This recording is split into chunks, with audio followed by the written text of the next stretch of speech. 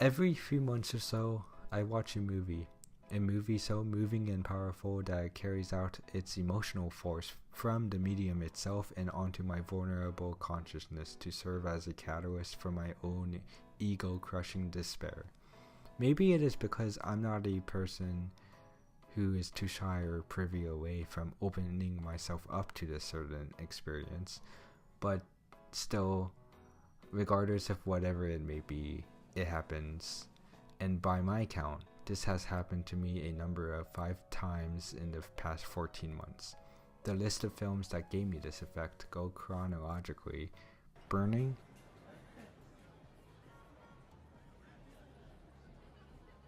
Secret Sunshine,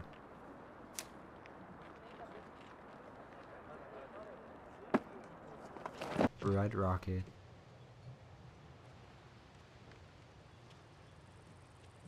Obstacle 1 and 2, and most recently, the motion picture that serves as an alternate ending to the groundbreaking Japanese animated series Neon Genesis Evangelion.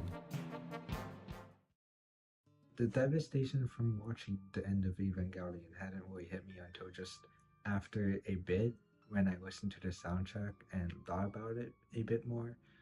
But once it did hit, it all came tumbling down, tumbling down, tumbling down. Like most people who had experienced it, it kind of gave me a meltdown, a breakdown, I guess. But I just wasn't in the greatest mood afterwards, and I had to find something to cheer me up from this awful feeling it gave me. So what do I do? What do I do? Oh, I know.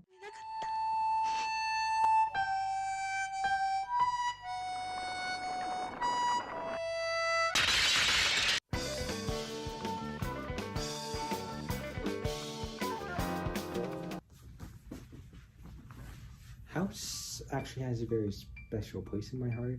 I discovered the Criterion collection and channel, mostly the channel first, through Carson Lundquist's videos, and I've heard the term art house before, so I heard it about this movie. And based off the poster, I thought it would be something like allegorical and serious and black and white, or like something. And it's definitely allegorical, but what I didn't expect is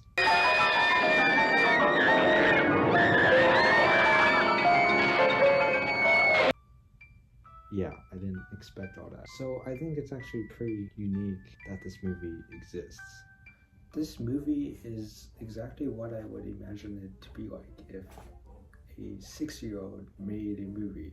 This is what I assume the director Nobuhiko Obayashi intended it to be like, as he wrote the movie at the time with his then 10-year-old daughter, and he did this because he was bored with the monotonous ideas that came from his colleagues living in the adult world. What ensues is a work of frenetic childlike fiction, which goes on a ramble, it skirts around, whatever, it does a bunch, but what's most important to mention that it captures is the sense of childlike wonder in the frame. It's cute, it's naive, it's haunting actually, it's sad, it's a tale of 7 high school girls who all inhabit traits of pre-adolescent child. Gorgeous, fantasy, prof, kung fu, sweet, and Mac are all the traits of the kind of watch these children lose their innocence, as it is a story of puberty because they lose their identities of what makes them a child. Also about puberty because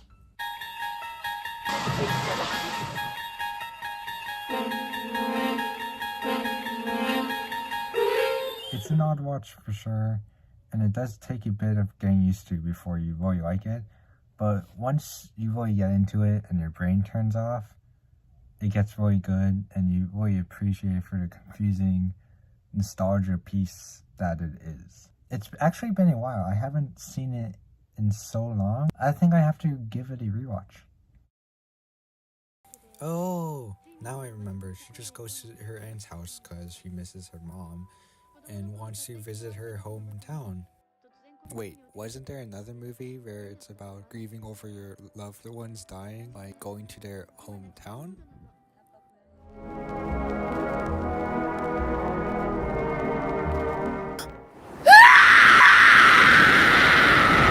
So now I want to move on from that fiasco and on to my next thing. At the beginning of 2023, I made a pretty big, life-changing decision in my life, as I allowed a table mate in one of my classes of my junior year help me discover a bigger appreciation for my Korean heritage through the most embarrassing but relevant piece of culture during the past few years. You know it, K-pop. I'd also like to state for the record that the girl who got me into K-pop was Korean herself. Most of the people who tried getting me into K-pop before were basically all white girls, so my Korean pride made me feel like that if I listened to them, I would die inside, and all my ancestors would hate me. But since it was a Korean girl, I felt okay listening to her, because Korea is number one. I only listen to Koreans. Koreans are the best.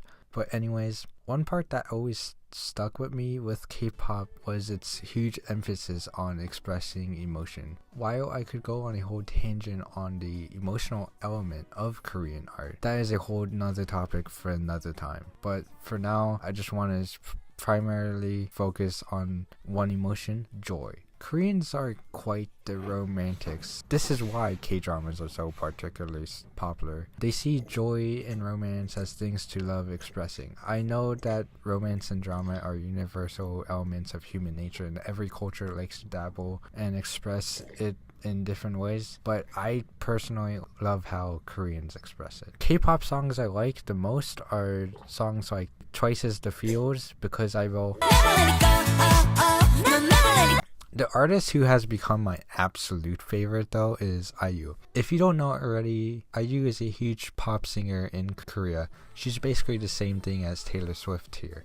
She's been relevant and created trends for the past 10 years and has done so many things. IU has also, like many K-pop idols nowadays, been dabbling in acting. Her acting is actually quite great too. The movie she did with Hirozaku Koreeda, Broker, was actually how I first discovered her. I discovered the music after, but greatly appreciated discovering it. She has many pop hits, with me finding them first through her album Palette, which honestly perfectly fits the vibes of the album cover. I loved it so much that I eventually bought the CD pack on my own. But a main piece of her discography that's always stuck with me is her song Modern Times. It is such a sweet sounding track that has me jumping around in joy every time it plays and waltzing around in this spirit of Charles Chaplin. I've honestly replayed the songs hundreds of times in the past year, and it made me cry numerous times just because of how happy it is.